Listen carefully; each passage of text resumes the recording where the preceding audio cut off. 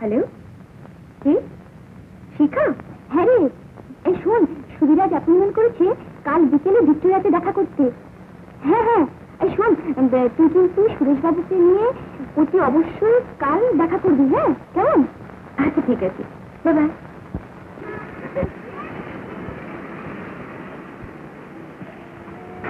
এই শিখা, আমি ঠিক করেছি বিয়ের পর হনিমুন করতে কাশ্মীর যাবো। সত্যি?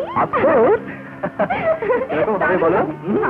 শিখা, এই শিখা। আরে তুই এসে গেছিস? এসো। সুবিবাবু এলো না? আর আলাপ করে দিই। সুবি, নমস্কার। নমস্কার। নমস্কার। হ্যালো। হ্যালো। আপনার মিস্টার কোথায়? মিস্টার? জানি না তো। সে কি, পরের কোনো খবর রাখেন না? আর তাছাড়া কি করে রাখবো বলুন, এরা যা লোক, আই মিন আপনারা যা লোক। আরে আমার কথা বাদ দিন, আমি তো এখনো মাঠে গেছি। আপনার পর তো ঘরের মধ্যে। ঘরে আর থাকে কোথায় বলুন? সে কি? তিনি তো এক বিরাট ব্যক্তি।